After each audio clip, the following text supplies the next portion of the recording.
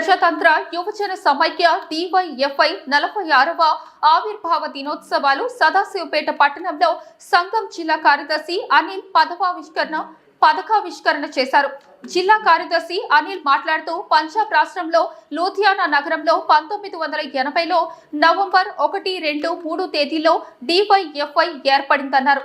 త్యాగం, పోరాటం, పురోభివృద్ధికి నినాదంతో భగత్ సింగ్ ఆదర్శంతో యువజన సమస్యలపై ఉద్యోగం, ఉపాధి కొరకు పోరాడుతుందని అన్నారు.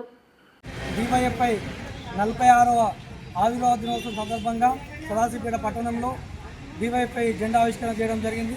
1980 పంజాబ్ రాష్ట్రంలో DYFIను 15,000 మందితో ప్రారంభించడం జరిగింది. ఈరోజు దేశంలోనే అతిపెద్ద యువజన సంఘంగా ఈరోజు DYFI పనిచేస్తుంది. దాదాపు దేశవ్యాప్తంగా ఈరోజు 100 సభ్యులుగా ఈరోజు సభ్యత్వంతో కలిగి దేశంలోనే అతిపెద్ద యువజన సంఘంగా ఈరోజు DYFI యువకుల పక్షాన, విద్యార్థుల పక్షాన ప్రజా సమస్యలు, ఉపాధి, విద్య కోసం ఈరోజు DYFI పనిచేస్తుంది. వారి యొక్క ఆశయాలను, వారి యొక్క త్యాగాలను ఈరోజు DYFI రానున్న రోజుల్లో ముందు తీసుకుపోవడం కోసం ప్రయత్నం నిరంతరం చేస్తుంది.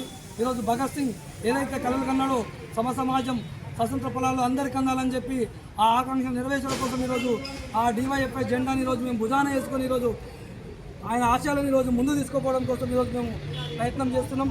కాబట్టి ఈరోజు దేశంలో నిరుద్యోగం పెరిగిపోతుంది, మొత్తం ప్రైవేటీకరణ అవుతుంది, ఉద్యోగాలు అవినీతి జరుగుతుంది, ఉద్యోగాలు రావడం లేదు, విద్యార్థులకు విద్య ఈరోజు ప్రైవేటుకు పరమైపోయింది. విద్యా ఉపాధి అవకాశాల కోసం ఈరోజు DYFI పెద్ద ఎత్తున రాబోయే కాలంలో పోరాటాలు జరుగుతుంది. దీనందరూ కూడా యువకులు, విద్యార్థులు మద్దతు తెలియజేస్తూ DYFI సంఘంలో జాయిన్ కావాలని చెప్పి సందర్భంగా తెలియజేస్తూ ధన్యవాదాలు. మరిన్ని అప్డేట్స్ కోసం మా ఛానల్ని సబ్స్క్రైబ్ చేయండి.